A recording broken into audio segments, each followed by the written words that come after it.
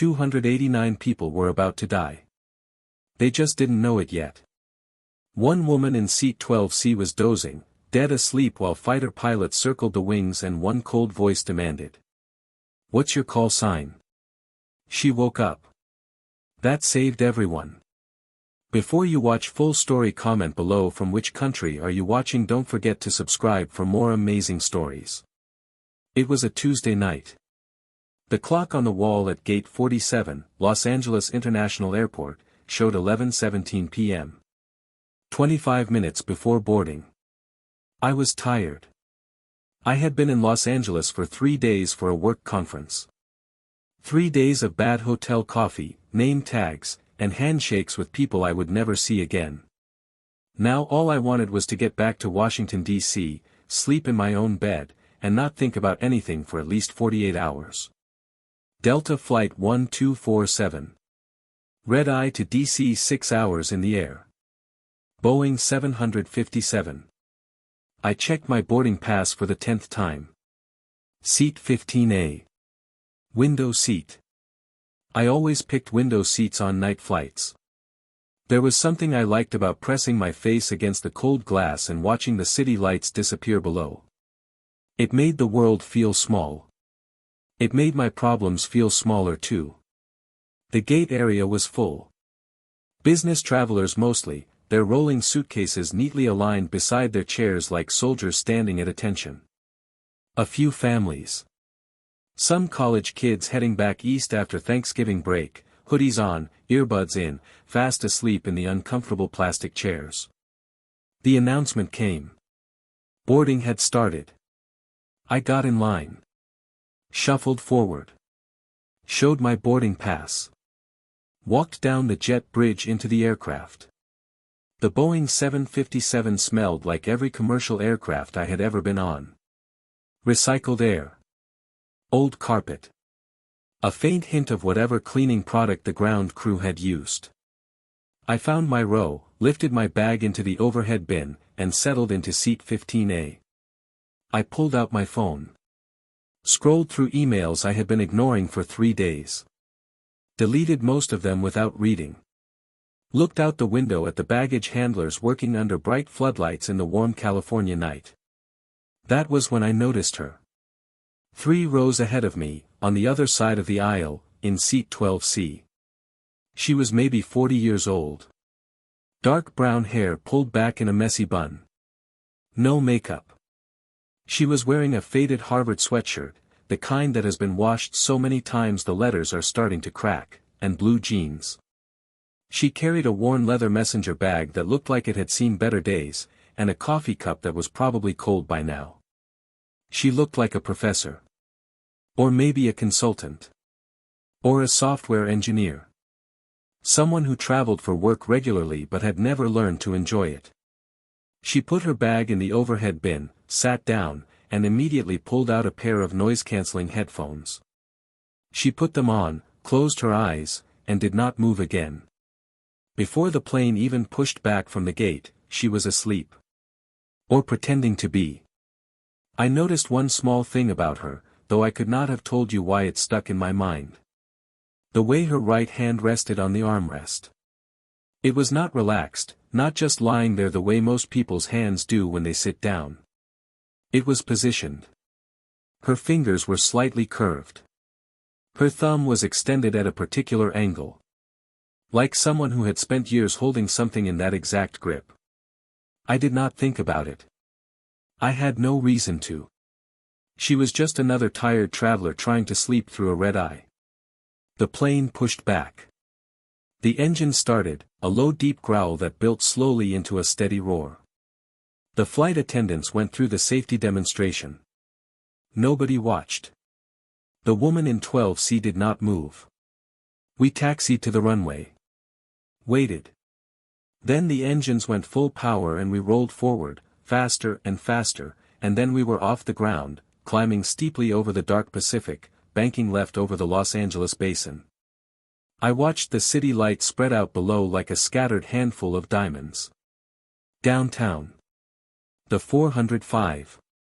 The 110. Then the desert, and then darkness. I put my own headphones on. Closed my eyes. Tried to sleep. I did not see the woman in 12C's hand twitch slightly as the plane banked. I did not see her fingers make small, unconscious adjustments on the armrest, the way a musician's fingers sometimes move in their sleep, playing music only they can hear.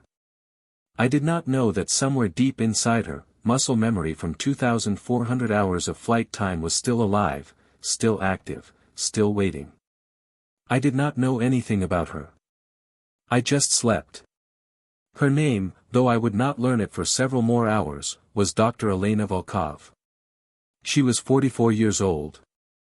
She had dark eyes that people described as hard to read. She had fine lines at the corners of those eyes from years of squinting into bright sunlight at high altitude. She had calluses on the palms of her hands that had never fully softened, even after 15 years away from the cockpit. The Harvard sweatshirt was real. She had been a professor at Harvard's Department of Aeronautical Engineering for 11 years.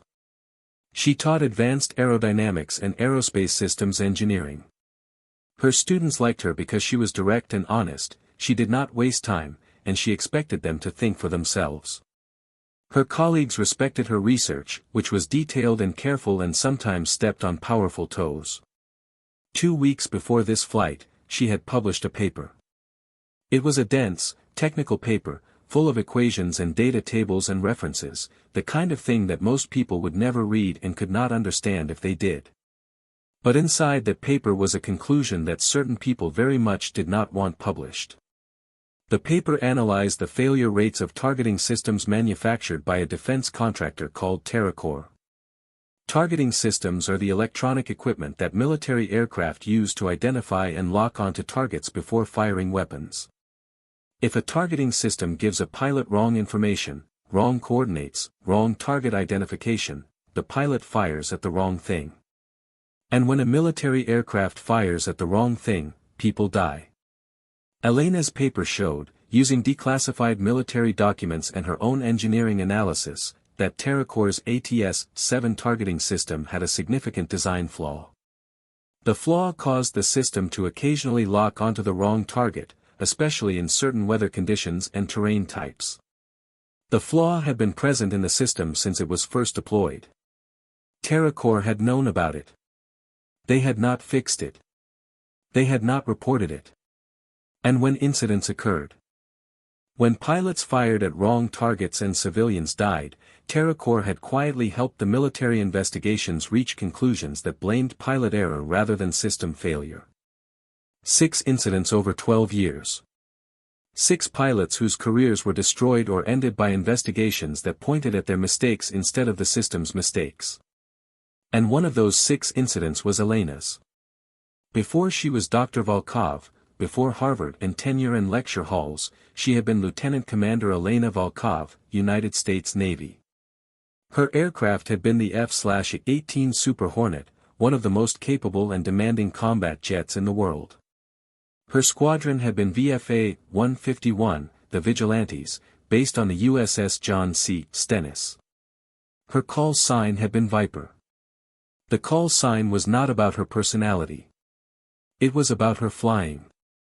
She could fly into valleys so narrow and so deep that radar could not track her. She could fly terrain that other pilots would not attempt, threading through mountain passes at low altitude and high speed, arriving at targets from directions the enemy never expected. She struck from places nobody anticipated, like a viper coming out of the rocks. 2,400 flight hours. 89 carrier landings, one of the most difficult things any pilot ever does, bringing a jet aircraft down onto the moving deck of a ship in the middle of the ocean, often at night, often in bad weather. 34 combat sorties over Afghanistan and Iraq. She was exceptional. Everyone who flew with her said so. Then came Helmand Province. It was 2009. She was flying a strike mission in southern Afghanistan, in a narrow valley in Helmand Province. The mission briefing said the target was a Taliban ammunition depot, a building where enemy fighters stored weapons and explosives. The intelligence said it was confirmed. The targeting coordinates from the ATS-7 system showed a clear lock on the building. She rolled in on the target. She released her bombs. 3 seconds after release, as she was pulling up and away, something caught her eye through the targeting display. Movement. Colors. A pattern that did not match what an ammunition depot looked like. It matched what a wedding looked like.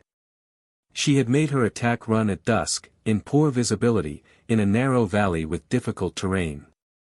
The ATS-7 system had given her wrong coordinates. The target it had locked was not the ammunition depot. It was a building 300 meters away where a wedding was taking place. She pulled up. She called abort.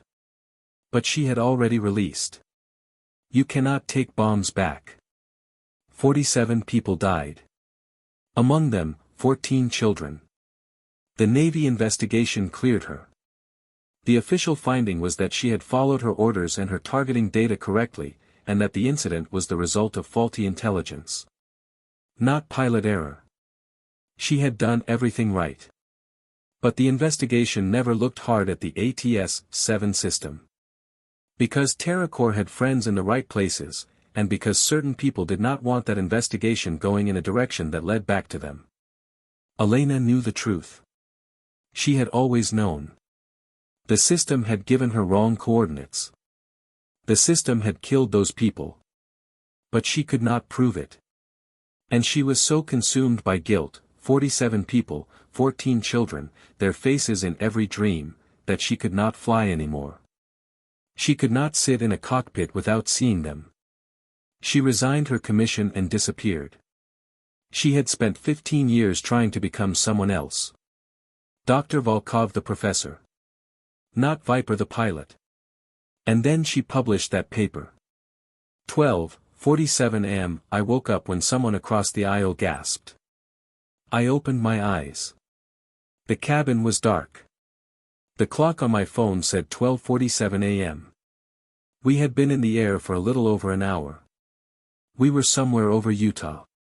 The gasping man was a businessman in a window seat 3 rows back. He was pressed against the glass, staring at something outside. Holy, he started, and then stopped. I looked out my own window. There was a fighter jet off the left wing. Not far off the wing. Close. So close I could see the running lights on the wingtips, the angular shape of the fuselage, the weapons hanging under the wings. An F-22 Raptor. I had seen pictures of them. Now one was flying 500 feet off our wingtip in the middle of the night over Utah. Through the glare of its lights I could see the dark outline of the pilot's helmet in the cockpit. Someone in the back of the plane screamed. That woke everyone up. People were pressing to windows, pulling off eye masks, sitting up straight in their seats. The noise level in the cabin went from near silence to a confused roar in about 15 seconds. Why is there a fighter jet out there? Are we being hijacked? Oh my God, what's happening? The flight attendants were moving through the cabin, hands up, calm voices. Please remain in your seats. Everything is under control. Please remain seated. They did not look like they believed their own words. And in seat 12C, the woman in the Harvard sweatshirt opened her eyes. Elena came awake the way combat pilots always come awake, completely, instantly, all at once. She did not blink and slowly focus. She did not gradually become aware of her surroundings. One moment she was asleep. The next moment she was fully alert, her eyes open, her body reading the situation before her conscious mind had caught up. She looked out the window. F-22 Raptor. Close formation. Weapons live. Fighter intercept. Her brain processed this the way it had been trained to process tactical information, quickly, without emotion, in order of importance. Why would F-22s intercept a commercial aircraft at 39,000 feet over Utah at 12:47 a.m.? Answer, because NORAD scrambled them. Why would NORAD scramble fighters? Answer, because this aircraft is squawking a hijack signal. Why would it be squawking a hijack signal? Answer, either someone on this aircraft is actually hijacking it, or the transponder has been hacked. If the transponder has been hacked, who would do that and why? Elena knew the answer to that last question. She had known it was a possibility since she published her paper. She had not believed anyone would actually try it. She had underestimated how much was at stake for the people she was exposing. She understood the tactical situation in under 3 seconds. The pilot of that F-22 had orders. Those orders followed Post 9/11 protocols that were not flexible and were not subject to negotiation. If a commercial aircraft squawked a hijack signal over American airspace and could not prove it was a false alarm, there were 2 options: force it to land at a military base, or shoot it down. The pilots of this aircraft, this Delta 757, were probably on the radio right now trying to explain it was a malfunction. And the F-22 pilot was probably not believing them. Because, "Don't worry, it's a malfunction," was exactly what hijackers would instruct pilots to say. Elena knew this because she had been on the other side of this situation. She had been the fighter pilot flying an intercept with shoot-down authorization. She knew what those orders looked like. She knew that military pilots did not bluff. She unbuckled her seatbelt. She stood up. The flight attendant, Patricia, late 40s, 20 years of experience, the kind of calm that comes from having handled actual emergencies before, immediately moved toward her.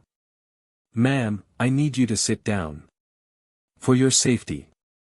I need to get to the cockpit." Elena's voice was quiet and direct. Not loud, not panicked. The voice of someone who was used to being heard. "That's not something I can allow. Please return to." Elena looked at her. Not through her. Directly at her. "Those fighter jets outside are not here for an escort. They have orders to force this aircraft down, and if we don't cooperate in a specific way, they have authorization to shoot us down. I know this because I was a naval aviator for 9 years. I flew combat jets off aircraft carriers. I know exactly what's happening out there. And I know how to talk to that pilot in a way that your captain cannot, because your captain speaks like a civilian and that F-22 pilot speaks a different language. Let me get to the cockpit. Right now." Patricia looked at her for 2 seconds. Then she said, "Follow me." Captain Miguel Rodriguez was 52 years old. He had 21,000 flight hours and 26 years with Delta. He had handled engine failures, hydraulic problems, medical emergencies, and severe turbulence. He was not a man who panicked easily. But his voice on the radio was tight. "Falcon, Delta 1247, I am telling you, this is a system malfunction. We do not have a hijacking situation on this aircraft. Our passengers are safe. Our crew is safe. Nobody has taken control of this aircraft. Please." The response from Falcon was calm, controlled, and completely immovable. "Delta 1247, I understand what you're telling me. My orders do not allow me to accept that explanation. You are squawking 7,500 over American airspace. You will change heading to 065 and descend to 25,000 feet. You will proceed directly to Hill Air Force Base. If you do not comply within 3 minutes, I will be forced to take additional measures." First Officer Jessica Park, 31 years old, 4,800 hours, was gripping her own controls with white knuckles. "Additional measures," she said quietly. "She means shoot us down." "I know what she means," Rodriguez said. That was when the cockpit door opened. Rodriguez turned. He saw Patricia. He saw the woman behind her in the Harvard sweatshirt. "Captain, this passenger says she can help. She says she's a military pilot." Rodriguez looked at the woman. She did not look like a pilot. She looked like a professor who had not slept in 3 days. But her eyes were something different. Her eyes were steady in a way that did not match the chaos happening around her. "We're in the middle of." "I know what you're in the middle of," Elena said. "My name is Dr. Elena Volkov. I'm a professor at Harvard. But 15 years ago I was Lieutenant Commander Elena Volkov, United States Navy, F/18 pilot, VFA, 151 Vigilantes, USS John C. Stennis. Call sign Viper. I flew 9 years of combat aviation including 34 sorties over Afghanistan and Iraq. Rodriguez stared. That pilot out there, Elena continued, pointing out the window at the F-22, has shoot-down authorization. She is not bluffing. She will use it. You cannot talk her out of it with civilian language because she is operating on military orders that civilian explanations do not address. But I can talk to her in a way that might work. Give me the radio. How do I know you're telling the truth? Elena pointed at the instrument panel. Your transponder is stuck on 7500. You've tried resetting it. It keeps going back. That's not a system malfunction. That's a remote hack. Someone accessed your avionics through a data connection and locked the transponder code. I know this because 2 weeks ago I published a research paper exposing a defense contractor called TerraCore, and someone doesn't want that paper getting attention. They hacked this aircraft to trigger exactly this response from NORAD. They wanted those fighters here. They wanted this aircraft shot down or forced down. They wanted it to look like an accident. Rodriguez and Jessica looked at each other. Give me the radio, Elena said again. Rodriguez picked up the headset and held it out. Elena put the headset on. Keyed the microphone. Falcon, this is Viper. Static. Then silence. Then, say again. This is Viper. Call sign Viper. Former F/18 driver, VFA, 151 Vigilantes, USS John C. Stennis. I deployed 2003 to 2009. I'm a passenger on Delta 1247. Not a crew member, not a hijacker. A passenger. Stand by for authentication. The silence this time was longer. Elena could picture what was happening in the F-22 cockpit. Falcon, whoever she was, whatever her name was, would have her systems open. She would be pulling up the call sign registry, checking if Viper matched a real pilot in the database. It would take 30 seconds. Maybe 60. Viper, this is Falcon. I have your call sign on record. Records show you separated from the Navy in 2009 under sealed circumstances. I need to know who you are and why you're on this aircraft. I'm a civilian now. Professor. Harvard University, Department of Aeronautical Engineering. I'm flying home from a conference. This flight was chosen deliberately. Whoever hacked your transponder knew I was on this aircraft. This is not a hijacking. This is an attempt to kill me by triggering a shootdown. Don't give them what they want. Viper, you're asking me to stand down on a squawking 7500. I need authentication before I can do anything. What was your last carrier? What was your squadron? What was the target on your final mission? And there it was. Elena had known this moment would come. She had been half expecting it since she put on the headset. But knowing it was coming and being ready for it were not quite the same thing. What was the target on your final mission? She could give a different answer. There had been 34 missions. She could pick any one of the first 33 and give a truthful answer about a target, a date, a location, without mentioning Helmand Province. But Falcon could verify. If Elena said Mission 28, Strike Package November, coordinates such and such, Falcon's records would show what Mission 28 actually was.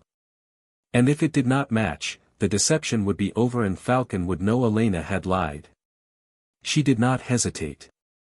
She made her choice in the space between one heartbeat and the next. My last carrier was the John C. Stennis, she said. Her voice was completely steady. My squadron was VFA 151. And my final mission was a strike in Helmand Province, Afghanistan. Target was designated as a Taliban ammunition depot at coordinates 32.4 north, 64.2 east. Except the coordinates were wrong. The ATS-7 targeting system gave me wrong data. I dropped my bombs on a wedding party. 47 civilians killed, including 14 children. I was cleared of wrongdoing in the official investigation, but I couldn't fly again afterward. I resigned my commission and left the Navy. That's in the sealed file, Falcon. If you're looking at it right now, that's what it says. And the reason the file is sealed is because TerraCorps did not want anyone looking too closely at their targeting system's role in that incident. Complete silence on the radio. In the cockpit of Delta 1247, Rodriguez and Jessica were both very still. In the passenger cabin, 289 people had no idea what was being said in the cockpit, but they could feel from the way the aircraft was still flanked by fighter jets that nothing had been resolved yet. Elena waited. Finally, Falcon's voice came back. It was slightly different now. Not softer exactly, but less rigid. Viper. I'm looking at the file. Helmand Province, 2009. Classified. Under seal. A pause. You're really her. I'm really her. And you're saying the transponder hack on this aircraft is connected to that same targeting system? Yes. 2 weeks ago I published academic research showing that TerraCorps' ATS-7 system had systematic failures that were covered up over more than a decade. The Helmand Province incident is one of 6 I documented. My paper went online 14 days ago. 3 days after it was published, I received legal threats from TerraCorps' lawyers. 8 days after that, someone hacked the avionics on this aircraft. I'm not a coincidence, Falcon. I'm a target. And you are about to be used as the weapon. The Cheyenne Mountain Air Defense Complex sat deep inside a granite mountain in Colorado. Inside it, the NORAD shift commander was watching the situation develop on radar and listening to the radio exchanges with growing frustration. Sir, said the radar operator, the F-22 is in communication with a passenger on the aircraft. The passenger claims. I know what she claims, the commander said. I've been listening. He straightened. Falcon, this is NORAD command. Disregard the passenger's claims. You have your orders. Force that aircraft to land at Hill Air Force Base immediately. Falcon's voice came back, and for the first time there was a note of hesitation in it. Sir, the story checks out. The call sign is in the database, the classified file matches what she said. If she's telling the truth about the transponder being hacked. Major Chen. The commander's voice was flat. I don't care about her story. I care about a commercial aircraft squawking 7,500 over American airspace. Force them down. That is a direct order. In the F-22, Major Sarah Chen looked at her tactical display. Then she looked out her cockpit window at the Boeing 757 flying 300 feet from her wingtip. There were people in that aircraft. She could see a face pressed against a window. A passenger, looking out at her, terrified. On her other side, on the tactical frequency, her wingman Captain Mike Torres, call sign Hawk, said quietly, she's right about the story, Falcon. I pulled the registry. Viper is a real call sign, real Navy pilot, records match exactly what she said. And Viper's story about TerraCorps, I'm getting electronic hits on a data transmission from inside that aircraft. Someone's actively broadcasting to the avionics right now. Not from the cockpit. Falcon went cold. Say again, Hawk. Someone in the passenger cabin is actively transmitting a direct link signal to the aircraft's avionics system. This isn't a malfunction. It's active. Someone is sitting in that cabin with equipment that is right now controlling their transponder. A passenger. A hacker. On the aircraft. Viper, Falcon said, I need you to listen to me carefully. Elena keyed the mic, go ahead, Falcon. NORAD command has given me a direct order to force this aircraft down. I have held that order for as long as I can. But I need you to understand something. In 8 minutes, NORAD command overrides my discretion completely. After 8 minutes, the shoot-down order becomes mandatory. It will not be my call anymore. It will be automatic protocol. No one can stop it, not me, not Rodriguez, not you. Silence on the frequency. 8 minutes, Viper. Whatever you are going to do, you have 8 minutes to do it. Elena looked at the cockpit clock. 1:04 a.m. 8 minutes meant 1:12 a.m. 8 minutes to prove the truth, find the hacker, and stop everything, or 289 people would not see the morning. She had faced impossible timelines before. In a valley in Afghanistan, she had once had 11 seconds to make a decision that changed her life forever. 11 seconds had been too long and not long enough at the same time. 8 minutes felt like nothing. 8 minutes felt like everything. Copy, Falcon, she said. 8 minutes. Starting now. He had chosen seat 23D because it was in the middle of the aircraft, far enough from the cockpit that he would not be noticed, surrounded by enough other passengers that his open laptop would not look unusual. His name was not important. He had been hired to do a job, and he had done jobs like this before, mostly for corporate clients who needed someone embarrassing to disappear quietly. Never anything quite like this. Never a commercial aircraft with nearly 300 people on it. But the money was substantial and the instructions were clear.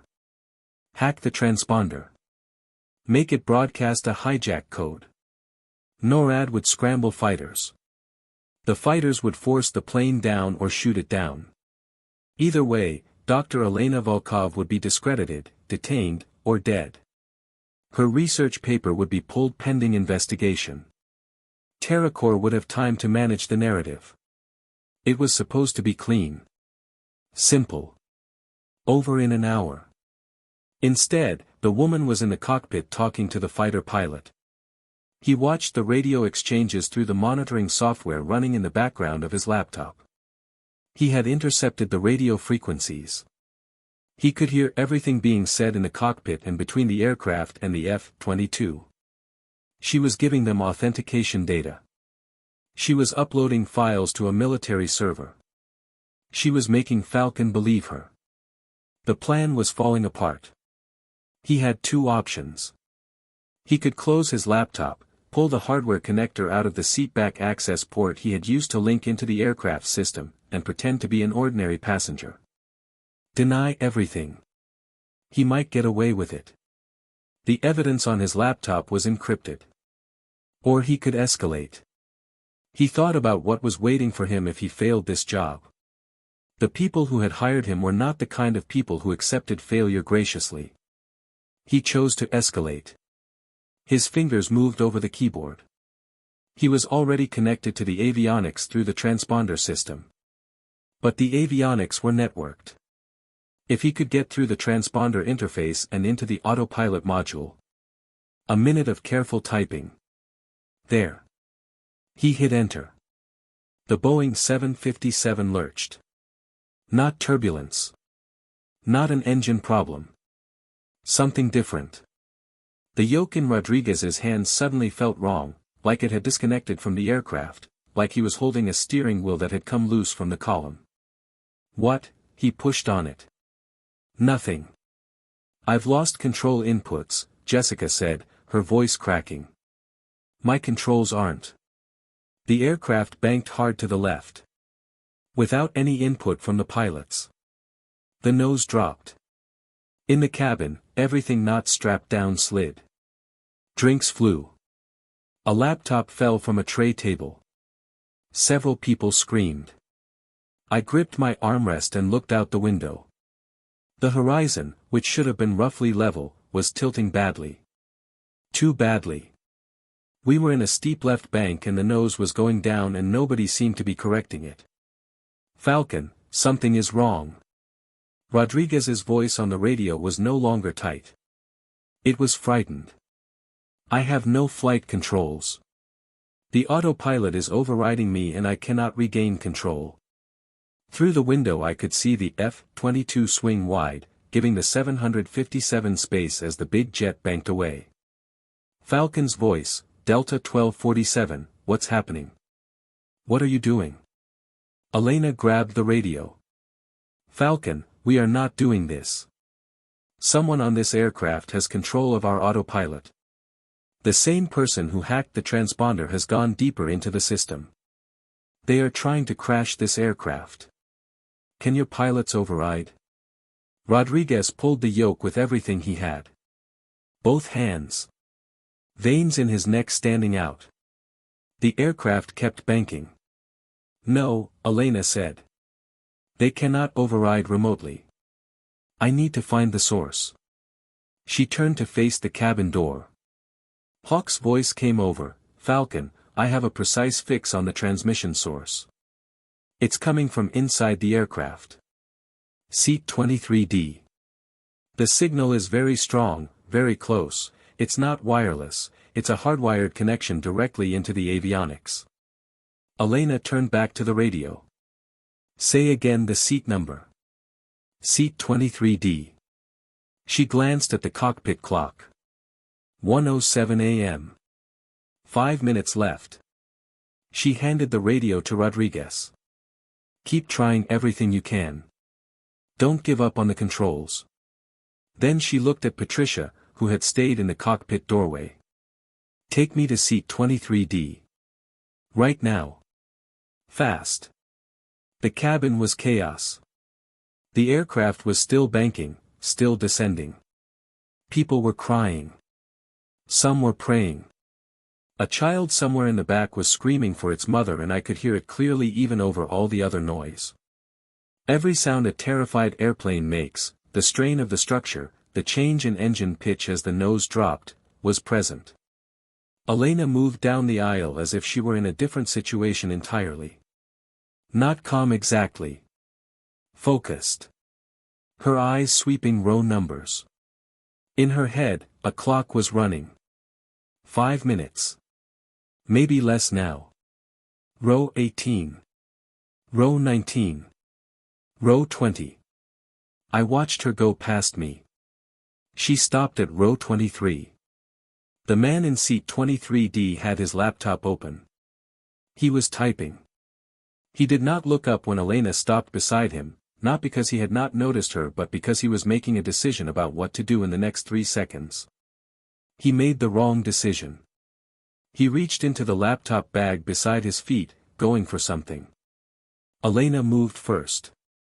She grabbed his wrist with both hands, twisted sharply, the specific motion of someone who knows exactly which tendons to stress, and the small black taser he had been reaching for dropped onto the floor of the aisle. Laptop, she said. Her voice was completely level. Not loud. Not angry. Just direct, the way a command in a cockpit is direct. Give it to me right now. I don't know what you're. She twisted his wrist more. Not breaking anything. Getting very close to it.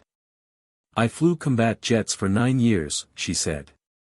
I know how to cause pain without causing permanent damage, and I know how to cause permanent damage if necessary. Give me the laptop. He gave her the laptop. She looked at the screen. She saw what she expected, an avionics control interface, command lines, the autopilot override protocol running in an active window. She saw the cable running from the laptop case to a port he had accessed through the seatback panel. She ripped the cable out. The laptop's connection to the aircraft's systems died instantly. She heard it before she felt it, the sound of the aircraft changing, the groan of the structure responding to control inputs again. And then Rodriguez's voice over the PA, shaky but unmistakably relieved. I have control. I have control of the aircraft. The banking stopped. The nose came up. The aircraft leveled. Elena looked at the cockpit clock on the forward bulkhead display visible from row 23. 1:11 a.m. 1 minute left. She had done it with 60 seconds to spare. In the cabin, the screaming gradually became crying and then gradually became something quieter. The sound of 289 people realizing they might not die after all. Elena held the laptop in one hand. She looked at the man in 23D. "Who sent you?" she said. He did not answer. "Terracore," she said. Not a question. He looked at the floor. "It doesn't matter," she said. "Falcon's wingman has your electronic signature. NORAD is recording everything. This entire radio exchange has been monitored by multiple federal agencies since the moment the transponder hit 7,500. You're done." She turned to Patricia, who had followed her to row 23. "This laptop is evidence. Do not let anyone touch it." Then she walked back to the cockpit. Elena put the headset back on. "Falcon, this is Viper. Threat is neutralized. The hacker is in row 23. He had a direct hardwire connection to the avionics. I've disconnected it. Our pilots have control of the aircraft. We are stable." A pause. Then Falcon's voice, and it was different now. The professional coldness was still there, but something had shifted underneath it. "Copy, Viper. NORAD command, are you monitoring?" The NORAD shift commander's voice came on. "Monitoring, Falcon. The passenger's account is confirmed. I have electronic evidence of an active remote transmission from inside the aircraft. The transmission has stopped. The aircraft is back under crew control. I am recommending we stand down the intercept and allow Delta 1247 to continue to Reagan National." A long pause from NORAD. "Confirmed, Falcon. FBI has been notified.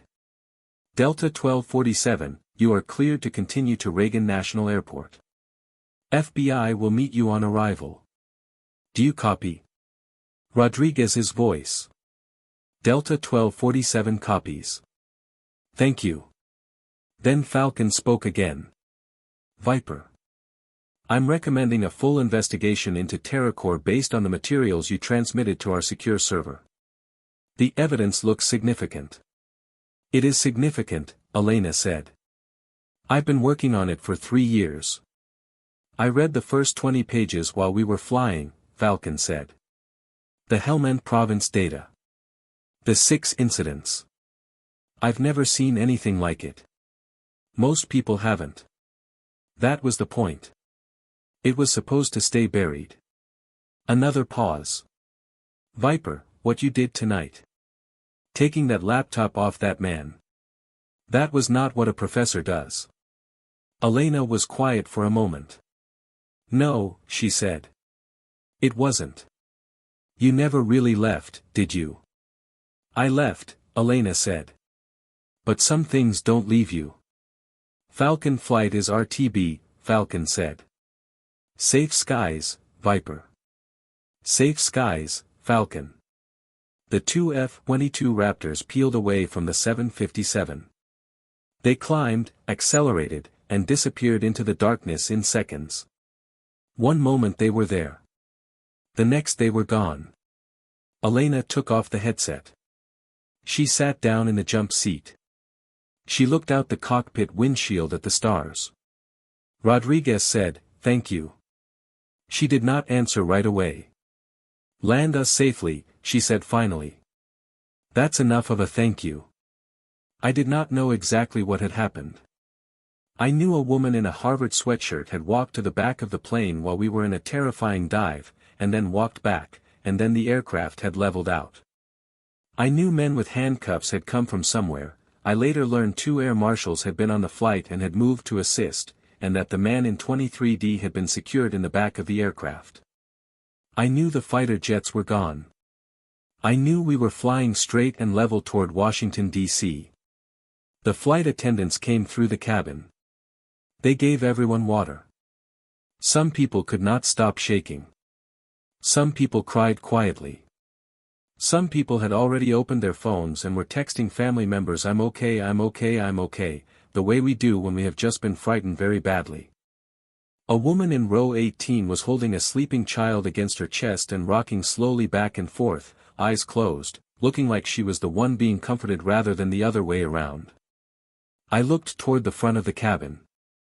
The woman in 12C had come back to her seat. She had put her headphones on again. Her eyes were closed. Like nothing had happened.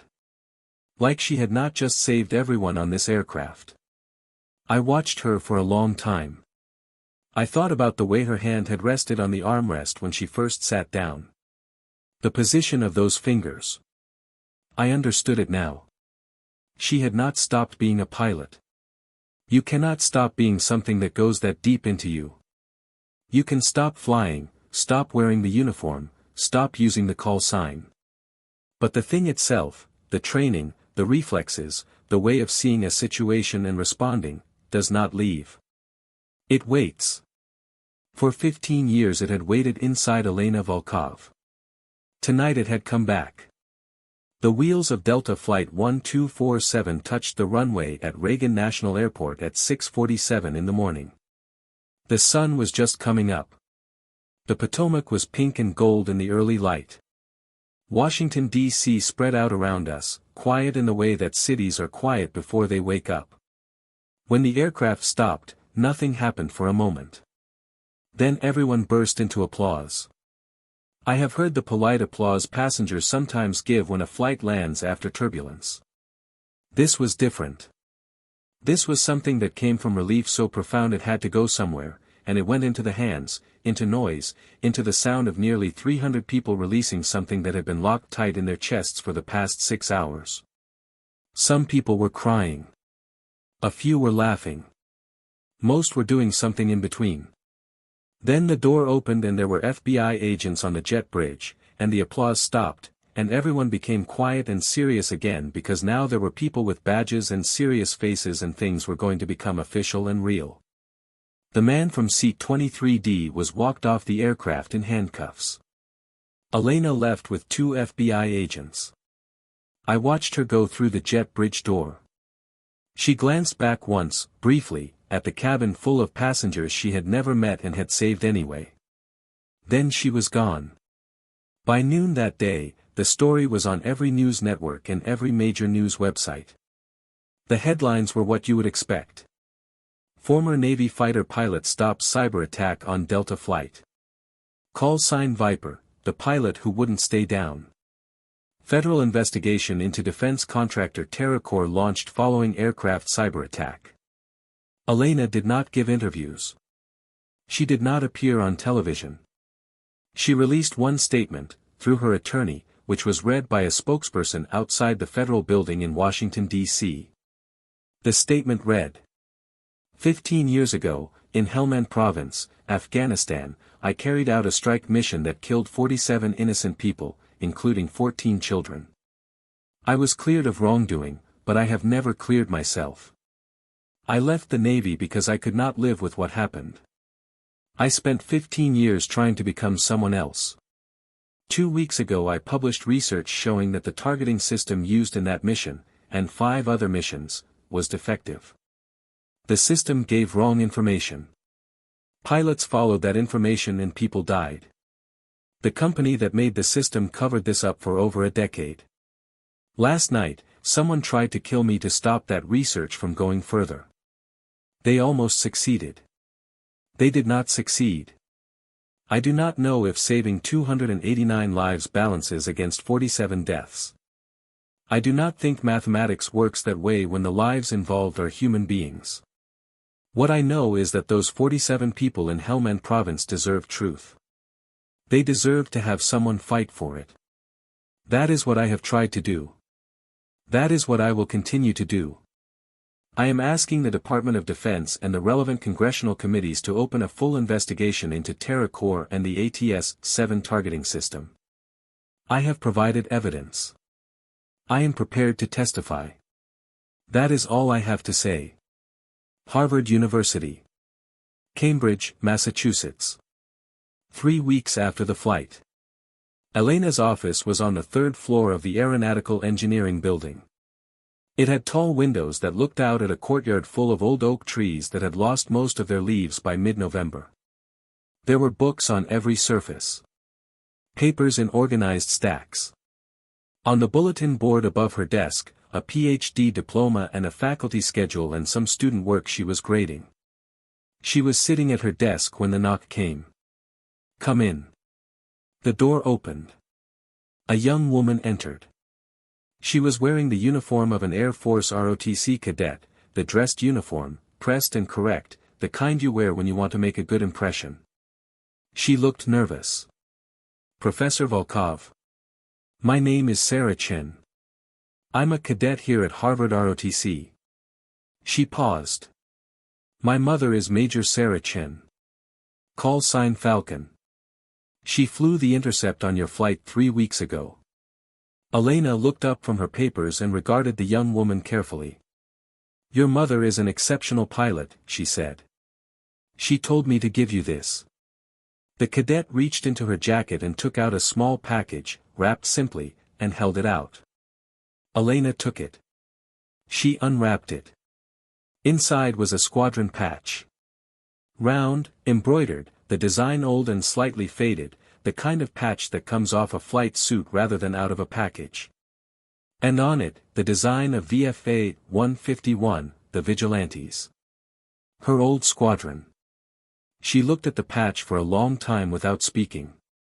There was a folded note inside the wrapper. She opened it.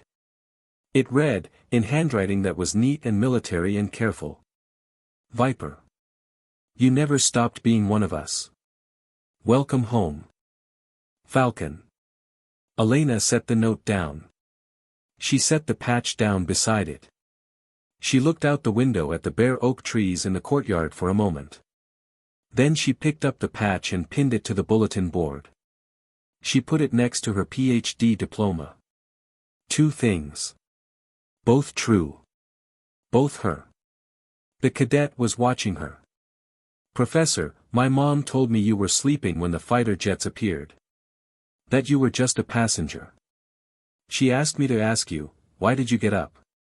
Why did you go to the cockpit? You could have just sat there. Elena thought about this question seriously, the way she thought about all serious questions. Because I understood the situation, she said finally. Because I had training that was relevant.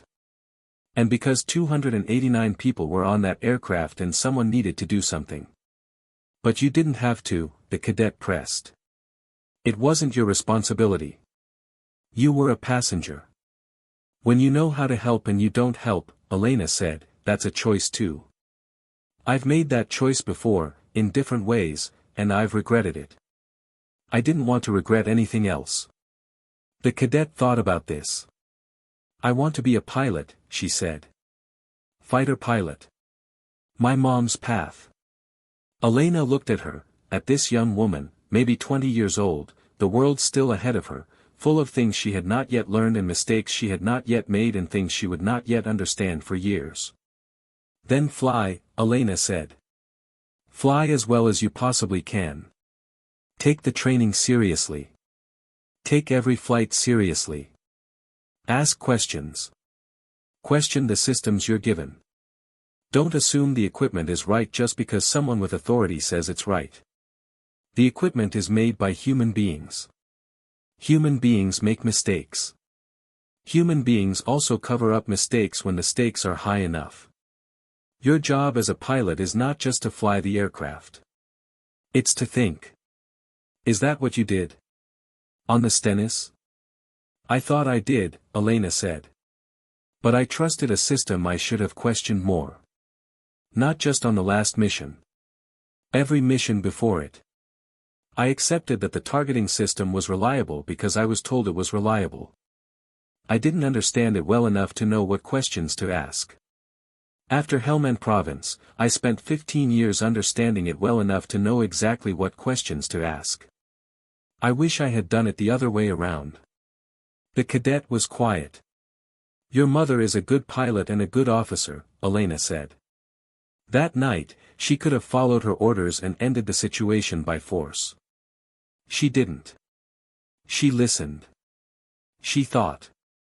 She found a way to solve the problem that didn't require shooting down a commercial aircraft. That's not easy when you have a direct order from command telling you to do it the other way. It takes real strength to think under that kind of pressure. She has it. Elena paused. You come from good stock. The cadet smiled, just briefly. Thank you, Professor. After she left, Elena sat for a while in her quiet office. She looked at the bulletin board. The diploma and the patch side by side. The professor and the pilot. Both of her. She had spent 15 years trying to be only one of them. Trying to lock the other one in a room somewhere and pretend the door was not there. The door had always been there. She was beginning to think that was all right. The phone rang at 9:47 p.m.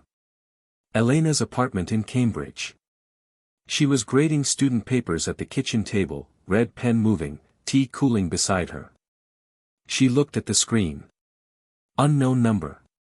She answered. Dr. Volkov. A man's voice. Familiar somehow. Yes. This is Captain Rodriguez. From Delta 1247. I hope I'm not calling too late. She sat back. Captain Rodriguez. How did you get this number? The FBI gave it to me. I asked them to. I wanted to call you. I've been meaning to for 3 weeks, but I kept putting it off because I wasn't sure what to say. What did you want to say? A pause. Thank you. Just, thank you. I know that's not enough. I know it's a small word for what you did. But it's what I have. You're welcome. There's one thing I've been thinking about, Rodriguez said. When you were in the cockpit. When you took that radio and talked to the F-22 pilot. You were calm. I've been flying for 26 years. I've had emergencies. I know what it looks like when a pilot is keeping it together under pressure. But you weren't just keeping it together. You were calm the way people are calm when they've done something 1,000 times. Like this was just another Tuesday. Elena was quiet. How? Rodriguez asked. She thought about the question. She thought about the Stennis. The night carrier landings. The approach, the deck rushing up at you, the wire catching, the aircraft stopping in 2 seconds from 150 miles an hour. The way you trained for it so many times that the fear went away and what was left was just procedure, just the next step, just the trained response. She thought about Afghanistan.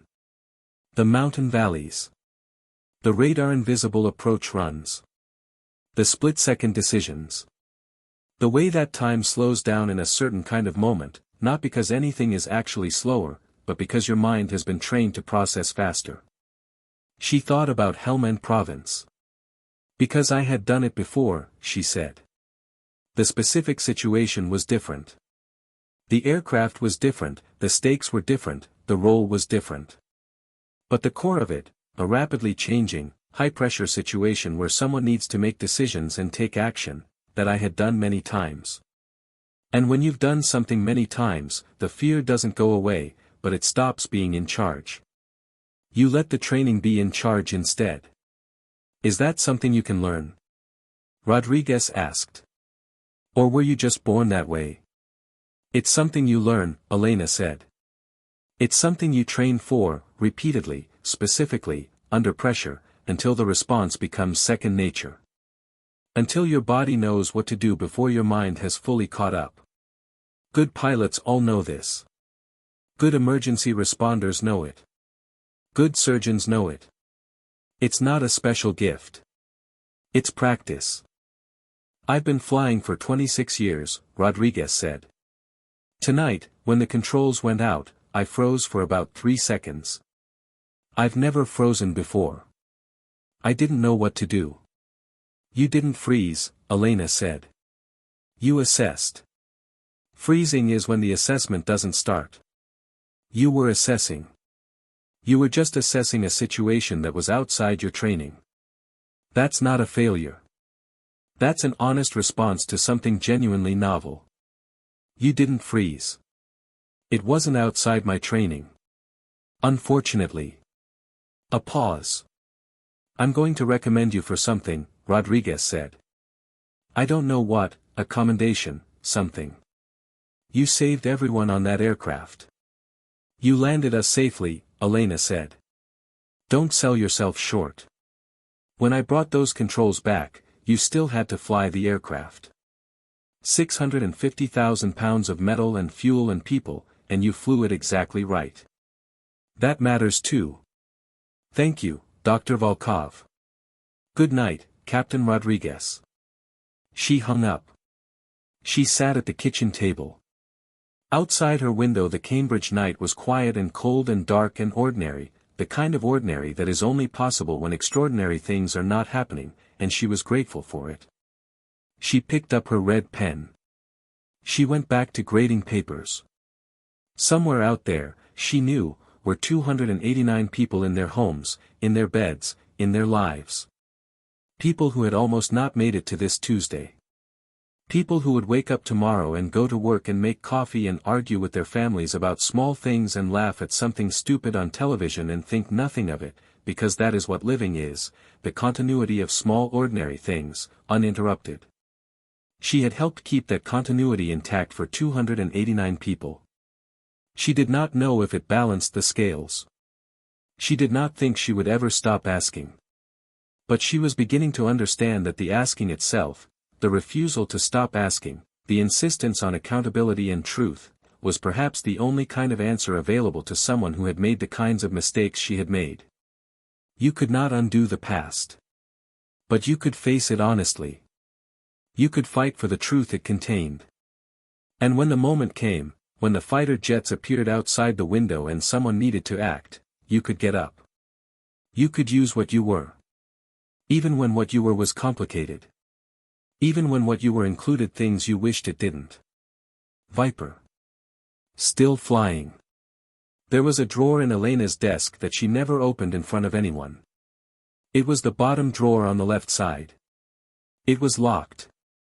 She had the key on her keychain, small and brass, between her apartment key and her office key, and she touched it every day without thinking about it the way you touch something that has been in the same place for so long it becomes invisible. Inside the drawer was a single envelope. The envelope had no address on it. No stamp. No name written on the front. Just a plain white envelope, slightly yellowed now after 15 years, sealed. She had written the letter inside it the night she resigned her commission.